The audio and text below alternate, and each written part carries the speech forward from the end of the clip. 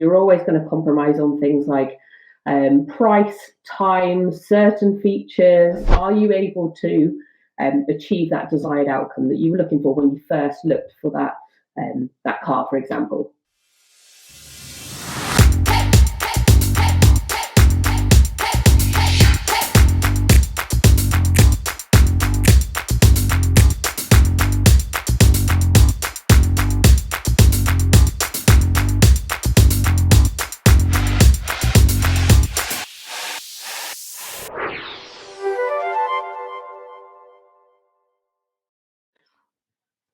And we are live at a new episode of the CVO Live. Hello, everyone, and welcome to the show. It's my pleasure to have today with me Lucy, all the way from the UK, right, Lucy?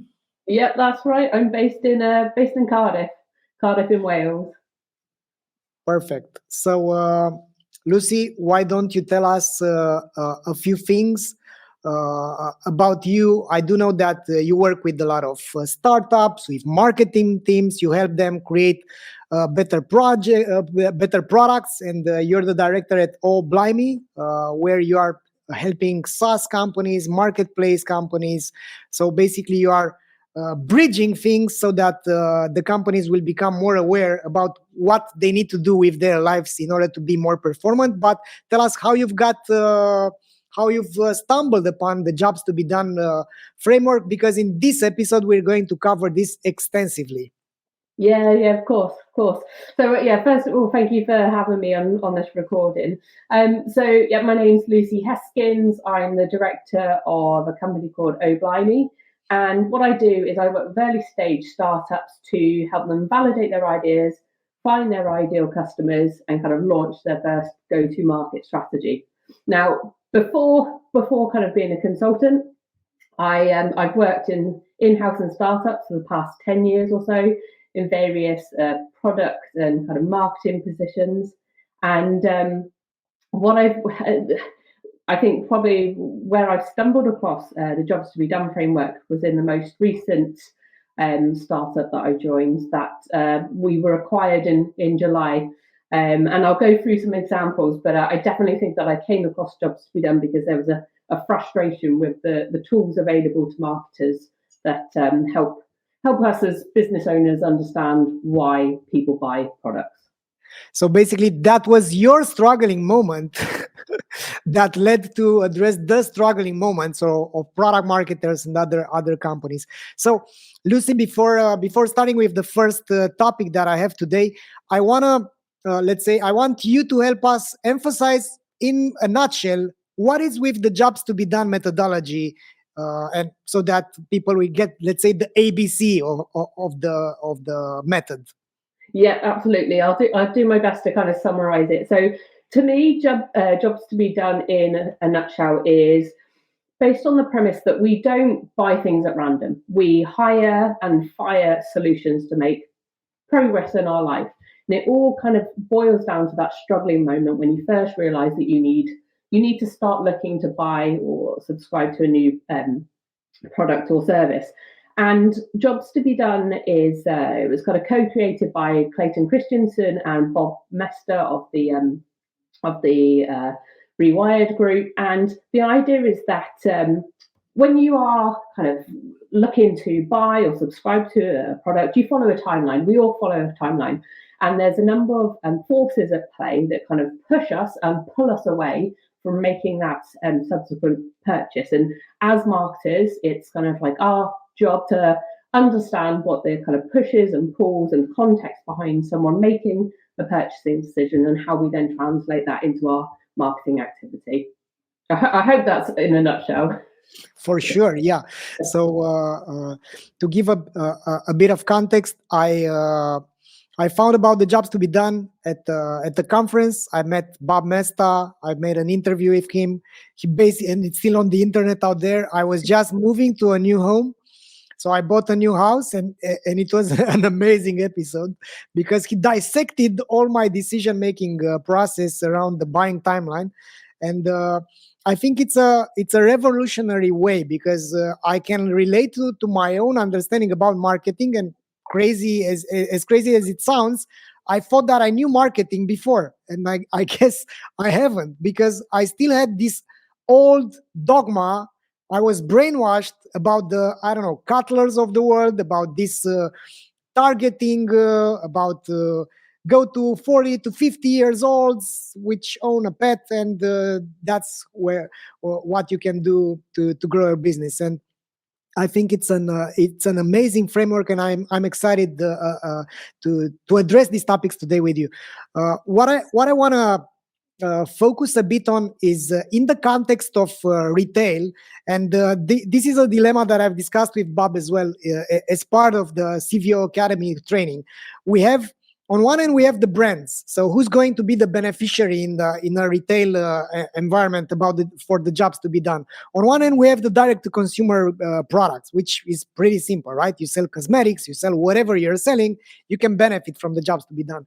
But what happens when you want to understand what is the job of customers which are choosing an e-commerce which is selling a plethora of products over another e-commerce? So let's say, why are you choosing let's say Sainsbury over another, let's say Argos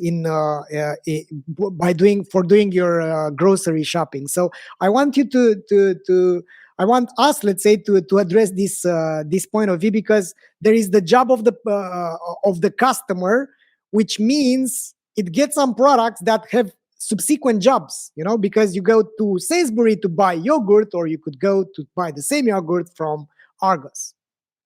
Yeah, no, it's interesting. And if I just kind of walk a couple of steps back, I've also found that frustration with existing marketing segmentation tools. So whilst they might be effective in showing you how to target people that are based or in certain parts of the country, or job titles, or that have particular budgets, they don't unlock why somebody wants to buy and why they choose particular brands. So in relation to what you just mentioned, in why I might choose Sainsbury's for one product, or why I might kind of choose Argos for another, I think that the beauty behind jobs to be done is that by understanding the kind of progress that somebody wants to make in their life and conducting the jobs to be done interview on your kind of customer base, you actually unlock who you're competing against in the customer's eyes. Because I think too many businesses think that their competitors are only direct competitors. They forget about the indirect competitors. They forget about the replacements. And I do find that's quite a naive place to be, because the customer is bucketing us all in the same way.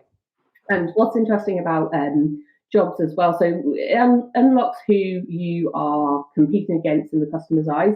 It also shows you how someone derives value. I mean, there's a lot of stuff changing in the kind of external market, and when you conduct a jobs to be done interview, you kind of really understand whether somebody is buying something on an emotional level, on a functional level, on a consumer level as well. So it just kind of unpacks the progress that someone wants to make, but also the purchase that they make is a reflection of themselves, how they see themselves in kind of society. And it's interesting because once you kind of dig into your ideal customers, you very quickly realize the stories you need to tell.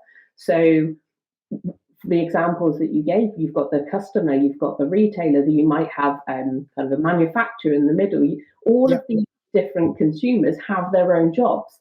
And whether you're B2B, B2C, B2C2C, whatever kind of acronym your business falls under, you still need to know the job, and you still need to market to each individual in a certain way to kind of make progress overall. So it's a kind of a fascinating approach to kind of untangling how to kind of market to and kind of position yourself as well. So it's really interesting.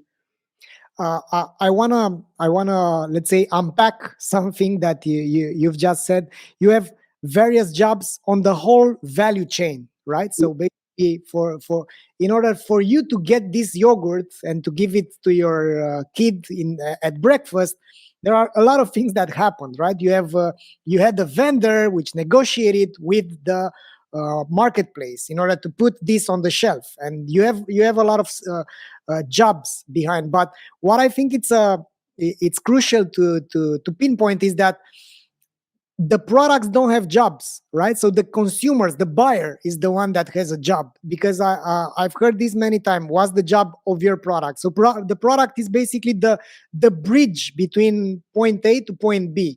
So it's the way that the customers are making progress. So basically, the customers have the jobs, while the products are how they accomplish that job. You could basically take the train, or you can get the plane, or you can get the bike. So that's how you do the job of getting from A to B. Yeah, somebody once, I don't know who said it, but it's a quote that always stays with me, and it's not what your product does, it's what it helps your customer to become. So from kind of going from A to B, the way that I kind of look at it is Salesforce, for example, doesn't sell CRMs. It sells a progression to becoming the head of sales. Intercom, for example, doesn't necessarily just sell chatbots. It shows you a way to reduce your churn. Spotify doesn't. Do you see what I mean? We're kind of like looking at it from a progress perspective, and I think as soon as you kind of make that adjustment and thinking of the desired outcome that somebody is trying to achieve, it just amplifies and it changes your marketing completely. Yeah, Lucy, I wanna us to focus a bit on something which I think it's very, let's say, important. I think it's crucial, but it's a bit neglected, and I've seen this on our own skin, on my own entrepreneurial skin, which is about the need to leverage the jobs. Once you've crafted them, you've crystallized them, it's clear for you, you've made your research, you finished the interviews, you've articulated the jobs, and then what do you do? And that's a question. I'm not going to say anything because I'm basically curious to see how those can be leveraged afterwards. Yeah, no, absolutely. And I think it's one of these things where certainly in my application of jobs falls in line with a framework called the customer-led growth framework, which was created by the Forget the Funnel community. And what it does, it doesn't look at it from a tactical level. It asks you as product marketers to kind of take a step back and look at how you can influence the business strategy or the marketing strategy of the company. So yes, you can use a jobs to be done statement to influence your messaging strategy. So you might use that on your homepage or within your onboarding sequence or within your sales collateral. But you can also use jobs to work out actually which marketing channels you should be using in the first place. Because when you are running jobs to be done interviews, you're understanding the struggle that somebody is going through, and you're also kind of understanding what they're doing when they go through kind of that passive search. So where are they going to learn more about how to solve a solution, for example? So it would actually tell you the marketing channels that people are looking to use to research and to evaluate products, to ask their friends, ask recommendations. It can also help you to unlock or reduce the friction in things like your sign-up process. Once you understand the anxieties or those kind of like forces that are kind of pushing or pulling you away from a purchase decision, and let's say, for example, this particular customer needs, I don't know, a particular feature, you know that you can start using that copy in the kind of onboarding process and the sign-up process within kind of the collateral on your website. So there's a number of different applications. It's from choosing the channels to the words that you put on your website to the sign up process to ultimately understanding how to keep your customers keep on coming back as well. I've also seen businesses use it to determine which features they should actually develop. We know that some businesses, the feature sprawl as well. So it's a really good way of kind of using kind of making sure that you're on track and you're focused with your marketing. Yeah. Lucy, regarding the advertising, the marketing part of it, so I think the let's talk first about the buying timeline, because we can fall into the trap of being too technical, and maybe not all the viewers or listeners are aware about the buying timeline. Let's recap what the buying timeline means. Okay, so the idea is that when you're conducting a jobs to be done interview, you can use a number of frameworks. The jobs to be done timeline is one of those, and what it does is it's a method that helps us connect when and where somebody was when they realized that they had that first thought and that first struggle. So once you have that first realization that you've got a problem that you need solving, the Rewired group refers to it as creating a space in your brain. And what happens is you start to look for different options that are available. And this is what's known as passive looking. So a good example of when you realize that you're in passive looking is, let's say, for example, you're thinking about buying a car because your car is kind of starting to give up. And all of a sudden, you realize that there are car adverts everywhere. And it's that realization where you just think, oh my goodness, why is it all over? That's you kind of just falling into that passive looking process. Then the next stage is active looking. So let's say let's just use cars as an example here. You might have been looking about 5 or 6 models. From an active looking perspective, all of a sudden you are then whittling it down to about 2 or 3 particular models. You're making trade-offs here, and you're going through the deciding process. The next part is the consuming, and this is where you actually start thinking what you're willing to kind of compromise on.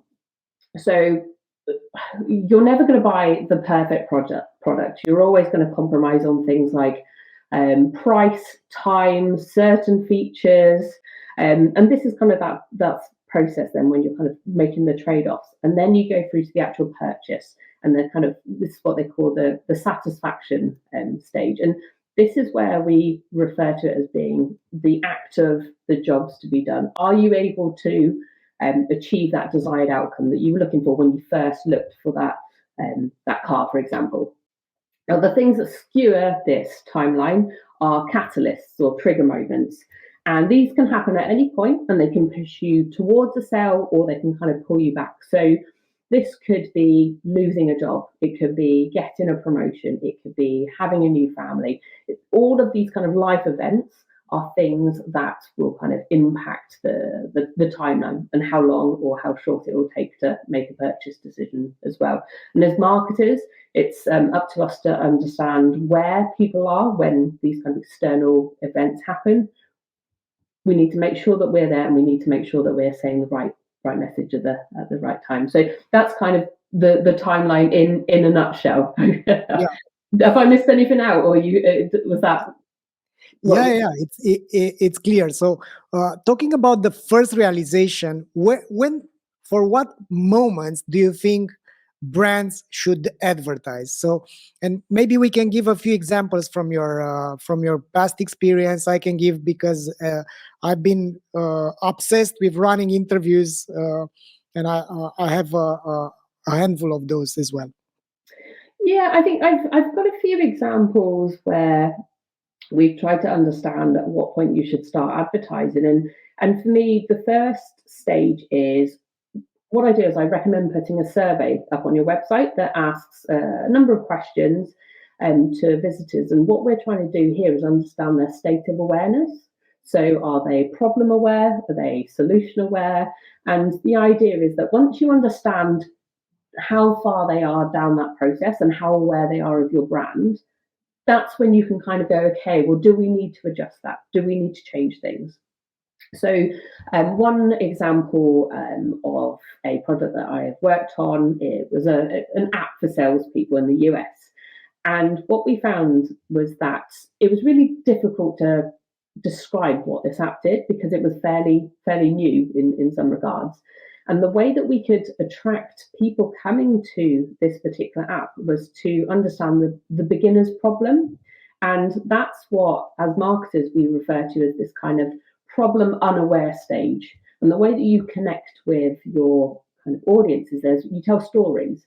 Because if you talk about features, it's not going to make sense to people. But if you can talk about a struggling moment or this beginner problem, you're more likely to connect. So In the case of the app that I was working on, we were trying to target real estate professionals.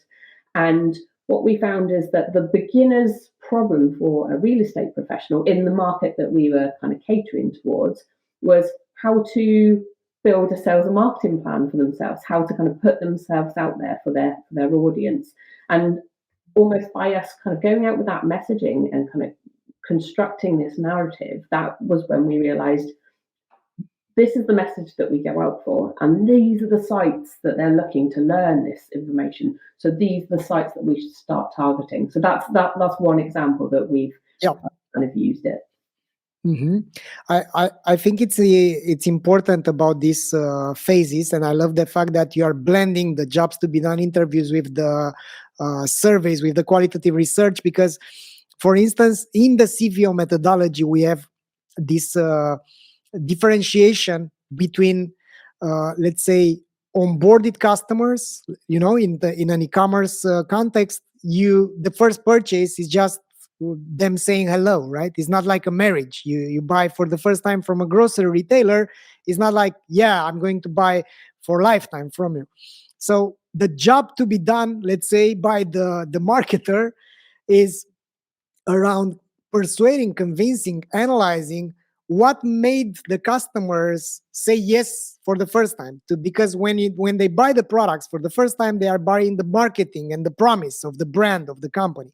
But afterwards, you have, let's say, customers with their habits formed. So you also have, and with the RFM segmentation, recency, frequency, and monetary value, you can open up a whole new horizon over the jobs to be done by various customers, because we have customers that have a high lifetime value despite the fact that they've just placed a single order. So they are high potential customers, and you want to see what's their jobs to be done against the newly acquired customers with a low value. And then you have fantastically good customers that buy over and over again, and maybe they have a different job to be done. So I know that it sounds tedious, but it is. So basically, it's not an easy task to do.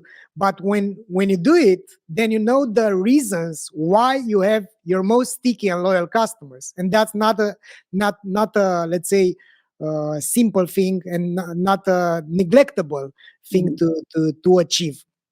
So what I want to also ask you is regarding the quantitative validation, right? Because in marketing we have these schools of thought about quantitative research, quantitative data, and qualitative data. Qualitative is not reliable, even though it's subjective and very in-depth, while quantitative is too shallow. How do you blend this together? I want to see your opinion. I want to hear your opinion. Yeah, no, definitely. It's I think to kind of create that truly dimensional version of your ideal customer, you need qualitative and quantitative methods going on. So from my perspective, from a quantitative perspective, I would be looking at who are my high priority customers. So who are the most profitable, who show the most profit in if I was to retain them, but also I add an extra level. So who else is a joy to serve? Because somebody might be very kind of high value, but actually, are they the type of customer that you want to work with? So that's kind of one element. I also look at things like TAM, SAM, and SOM. So actually, how much opportunity is there for me to get in front of more of these customers? So that's kind of from a quantitative perspective. But I focus on the qualitative side of things because for me, it unlocks a whole wealth of motivations about why somebody wants to buy. And for me, if I was to run a kind of a jobs to be done interview on my kind of high priority customers, I would focus on people that have recently purchased. I would run a kind of survey to understand where they were when they realised they needed to make a switch, which channels they use. This is all kind of quantitative. Yeah. But as we're kind of pulling through their struggle and also kind of their desired outcome, we're picking out these qualitative themes. And it's these insights that we're collecting, which is known as voice of customer, that is used for marketing messaging. It's the stuff that you put on your homepage. It's the stuff that you tell your stories. There's something a lot more effective when you read the language of your customer, because all of a sudden it kind of speaks to someone on a different level. So that's how I kind of use both qual and quant. It's kind of a mixture, but I've definitely found, since I've used Jobs to Be Done on client websites, it's the qualitative aspect of things that kind of, I don't know, there seems to be a positive impact in terms of conversion rates, and also kind of retention rates when I use the qualitative aspects within the campaigns. I think you're always going to need a blend of things. Yeah, you need how many and what do they want, what's behind their decision making process, and so on. I want to address a bit about the topic of the ICP, because we have the ideal customer profile, right? We know there are some customers which are fantastically good, and we can see that. What we don't know, though, it's what's making them become so sticky. And we have the other school of thought where we are crafting these fictional buyer personas. We stand in the boardroom and we decide that our customer is eating peanuts every day, and her name is Jane, and she has a dog, and the dog's name is Rocky, and whatever. So we have this way of thinking about it. However, when you do the jobs, you don't know if there are elder or if there are men or woman. You don't know these type of things, which might be very, very handful for a marketer, because the targeting options in Facebook are not about they have this struggle and they have that desired outcome, and their forces of progress, by the way, are these are the so it's easier to use demographics in there. So how do you come to terms with these limitations? Yeah, no, absolutely. I think when I was in-house, we were very aware of who we wanted to target. So I knew the job titles, the businesses that they work for. But what I found was that you can plug whichever kind of characteristics in your targeting tool, but at the end of the day, you're still treating your potential customer base as kind of a homogenous goop. Like everybody is being treated the same. And I don't know whether you're aware of the example that's going around, that if you were to use a targeting tool and you put in someone who's male, born in, I think it's like 1948, interested in sports cars and wealthy, you are likely to get King Charles in the UK and Ozzy Osbourne, the Prince of Darkness. On paper, these two gentlemen are exactly the same in so many different ways. But here, to me, you wouldn't market to them in the same way. Do you know what I mean? That's like the limitation with the segmentation side of things. And I think, to your point, well, you can't segment based on forces of progress. And I completely accept that as well. I think for me, if you're just relying on segmentation, you know who to go after, but you don't know what to say. And that's where the two work together, because segmentation tells you where these people are on paper, and you have to kind of make some kind of generalizations. But the insights that you get from a Jobs to Be Done interview tells you what proposition you should be going forward with, which struggles you should be highlighting, which particular features. And for me, it goes back to that original kind of definition that Clayton Christensen and Bob Mester say. It's about being there at the right time, saying the right thing. And it's how you can ultimately make your products connect better with customers. I think you need, in my opinion, you need the two working together to kind of make your marketing campaigns much more impactful. Yeah. One aspect which I think it's applicable as well is the fact that you can build creatives behind all these jobs to be done. And with the quantitative approach, let's say if you have the sample size the right sample size, and if you reach the statistical significance, which is easier for retailers, e-commerce, B2C, because they have plenty of customers to target, what can be done as well is help them make progress not only with the product, but also you can help them make progress with other things. Let's say we have a customer which is in the supplements and the nutrition, and one of the jobs to be done by their products were around relieving pain. But there are many other ways to relieve pain. You can go to a floating tank. You can sleep better. Yeah, you can go to sleep earlier. You can change your diet, and all of those things can be added around your product, because the customers will really appreciate the fact that you're helping them make progress, and they will basically, you will have like an over deliver method in their eyes. So basically, I buy this product from them and I continue to buy because they help me make progress, and they over deliver, because at the end of the day, it's the when you have product parity, let's say, what's going to set you apart is the fact that, yeah, but I'm over delivering, right? So under promise and over deliver, and that's how you activate the retention. And I think it's a it's a neglected aspect, not to mention the fact that there are few companies which are applying the jobs to be done method. There are even few companies that are even talking with their customers anything. They are just saying, hey, we've sent you some shoes, it's okay, do they fit you? I mean, these kind of things are not there.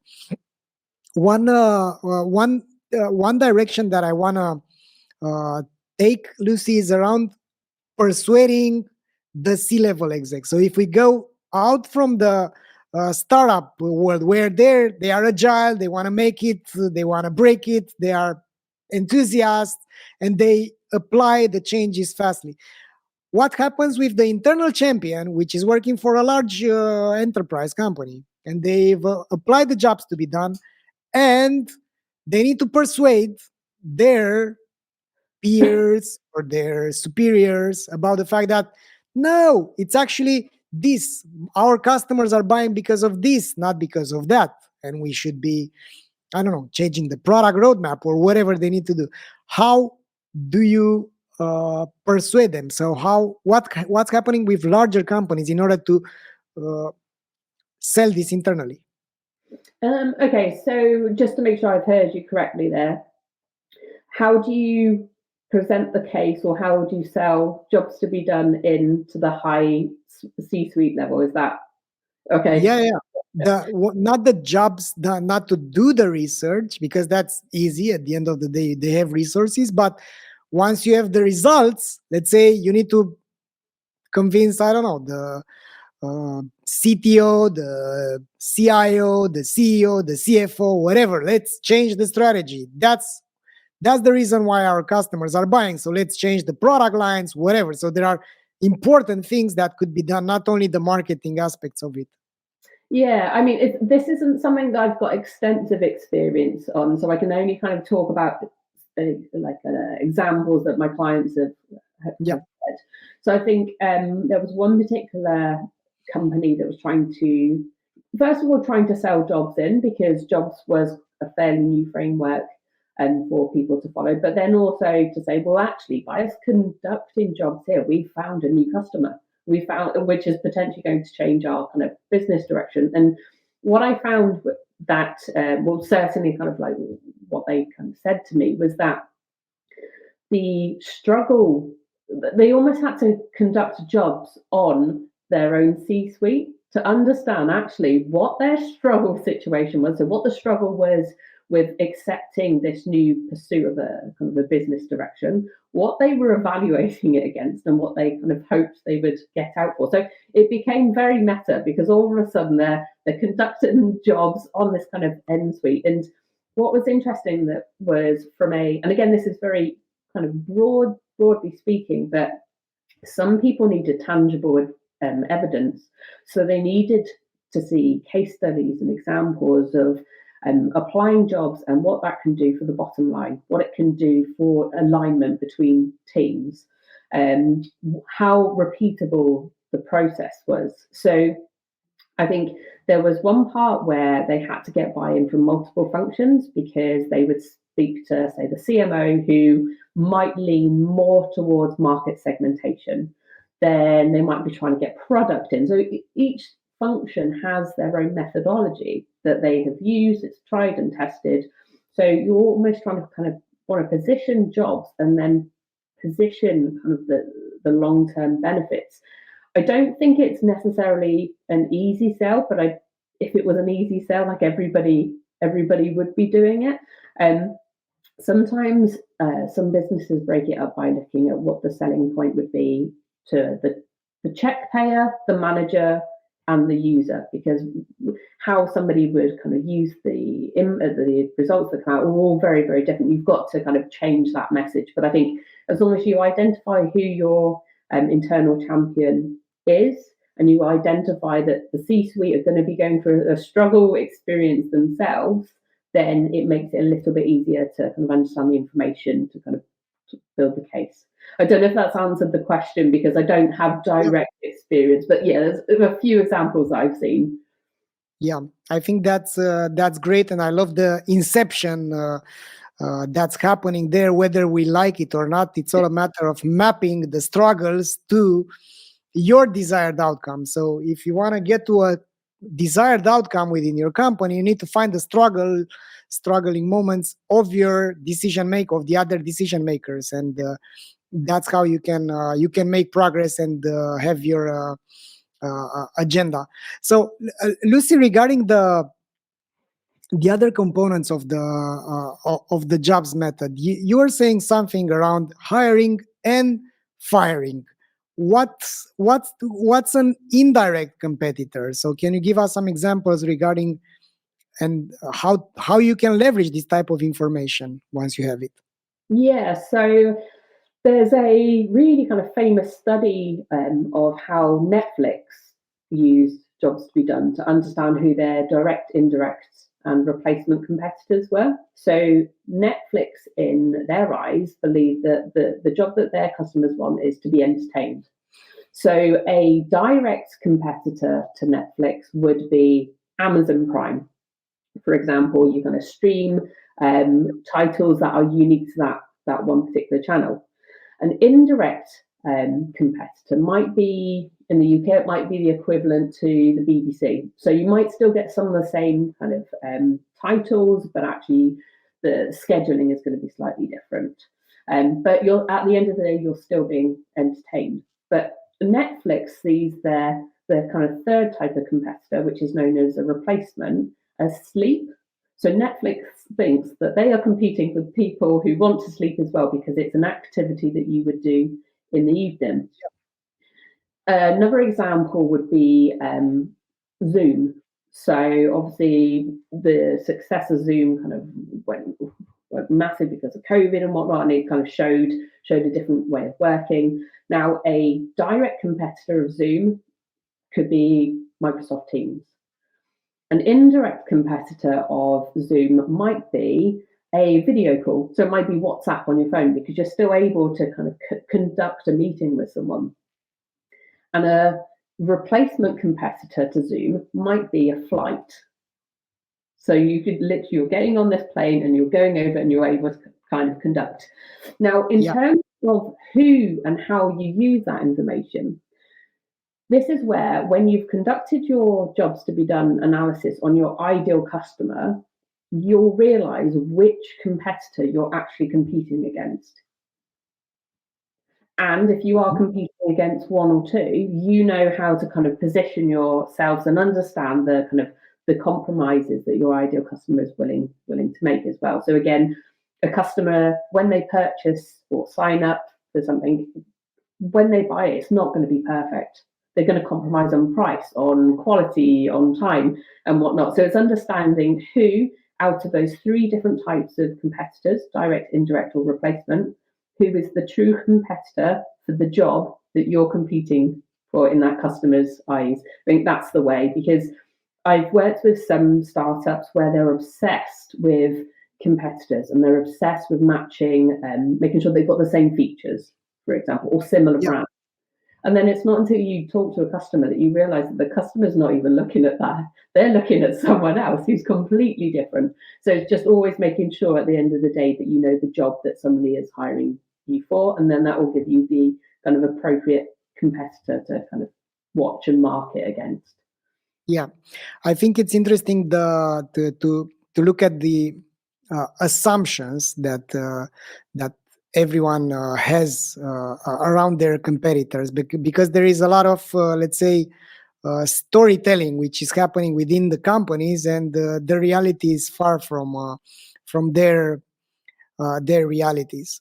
All right, so going a bit lateral now regarding the um interview process. So let's say you select those customers, and by the way, just to give some context, in the customer value optimization methodology, you start with the unit economics, and then you find the best customers through segmentation. You apply the jobs to be done, and then you validate the importance of those jobs, because one job might be more important for your business than others. So you could bring more loyal customers because of job 2, and less customers because of job 3. And after that, it's marketing, customer experience, and so on. But looking a bit at the interviewing process, let's say we have people in our audience which are willing to say, okay, I want to apply this methodology. What's your let's say advice to them? Should they tackle it by themselves? Should they work with the service providers like you are? How to do it? Is this something that's like do it yourself, like in the adverts? Yeah, no, great question. I think it's one of those things that when I've worked with teams and the teams themselves have wanted to get involved and conduct the interviews, they get so much value from it because once you've learned this framework, it's likely that you're going to repeat it every 3 to 6 months to make sure that you're constantly checking in with your customers. Now, so the way that I kind of approach the interview and survey process is there's a series of questions that I'll release and I'll work with the teams to set up, and they'll be messaged to their kind of ideal customers. So the questions will loosely be around that timeline. So prior to using our product, what were you using? When did you realize that you needed a product like our product? Where did you go to research? And hopefully you can see that there's only about 6 or 7 questions, but they're aligned to those kind of that timeline. So you can start to understand the themes that are coming through and the wording that people are using to describe their struggle and describe what they kind of did to evaluate the different solutions. In terms of the kind of responses, I expect between around about 50 responses to start seeing some good themes and good trends coming through. Now, if you're going to run a interview, so interviews take a lot longer.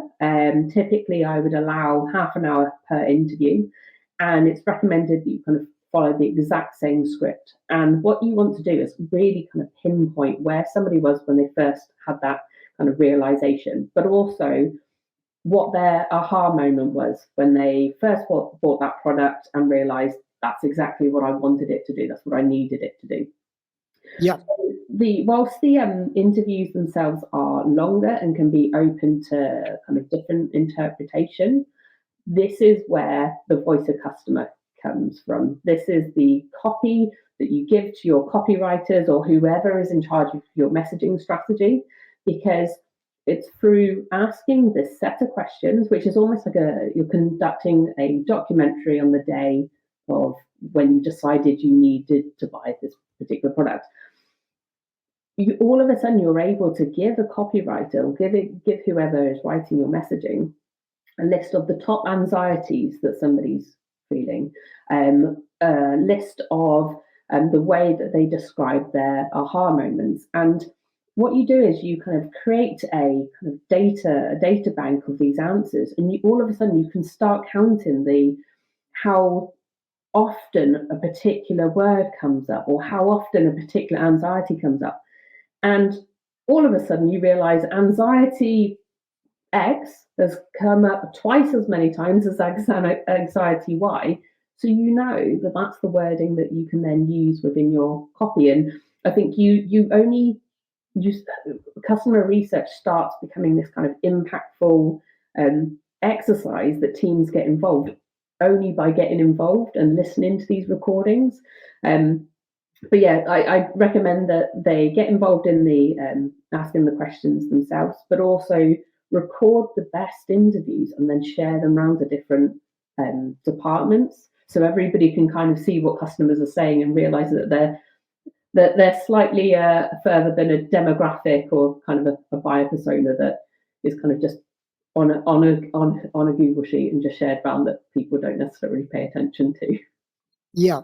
The last thing that I want to touch in our today's episode, Lucy, is around the forces of progress. So basically, there are forces that are pushing you towards a new solution and that are pulling you to the existing solution. So basically, you have habits and anxieties, and you have this let's say attractions, right, towards the new solution. Which ones are the most important? And let's talk about a bit about the balance between those forces of progress, because I became obsessed about analyzing my own behavior. When I'm buying something, I'm now identifying that's it. That's my struggling moment. I'm gonna change this. Yeah, I'm gonna buy a weighted blanket. I will change my laptop. I will whatever. So let's talk a bit about the forces of progress, because I think this is crucially important. The forces of progress are also important in your communication, and basically customers are writing your copy, right? The copy for your landing page, for your ads. You can let them write those for you. Yeah, no, 100%. And I think just on that point, as soon as you learn jobs and you apply it to yourself, you can't unsee it. So I'm like that as well now. I overanalyze everything that I do. But in terms of kind of the forces of progress, then, so the diagram that Bob Mester and his co-founder Greg Engel include in a book called Demand Side Sales. There are four forces that the top two kind of are pushing you towards deciding if you should buy something. So, for example, it looks at the motivations behind something. It looks at kind of like, how will your life be better if you buy this product? So what you want is those forces to be reinforced more than the forces that are pulling you away from a potential sell. So an example of a force that's pulling you away might be, well, what if it doesn't live up to the hype? What if it actually wasn't worth me traipsing down to the shop and trying, I don't know, these different mattresses? Is the payoff actually there or not? And the way that you kind of what I've seen work effectively is how you represent these in marketing is in your messaging, you represent the positive elements behind it. So, for example, let's say somebody's desired outcome when they are buying a mattress is better sleep, for example. You make sure that in your advertising, in your stories, you've got people that are stretching in the morning because they've just had a full 12 hours worth of sleep. You want to reinforce all the good things. And if there's any kind of voice of customer that helps to kind of manage any objections, put those on there. Literally just counteract the objections that somebody might have. Use social proof. Yes, you could use celebrities, but if you're very precise in the stories that you can tell, customers will be able to connect it. And if there's anything that is kind of negative, obviously you kind of want to push that down. But yeah, it's about managing the objections. But if anything, you just want to highlight the success stories and the desired outcomes in the kind of words of your customers. That would be my advice. Excellent. Great. Then, Lucy, thanks a lot for being today with us. Is there any question that I haven't been so inspired to ask you, or is there anything that you want to add? No, I don't think so. I think, well, actually, I think if you are looking to use jobs to kind of optimize your kind of e-commerce platform, I think yesterday is when you should have started sending out surveys to your customers, because it can take a lot of time. And I think that as long as you've got that kind of in the background and you use the actual wording that your customers are using, and you kind of make sure that you counteract any objections that they might have, and really just tell the stories of your customers, that's what changes a website to reflect the kind of progress that somebody can make. It's the stories that can connect better, rather than listing off kind of a range of features. So I think it's an excellent exercise to look at, even if it's to understand actually what your customers' true anxieties are about buying a product for you as well. And they're really, really simple to set up as well. So yeah, that's the only thing I would want to kind of reinforce.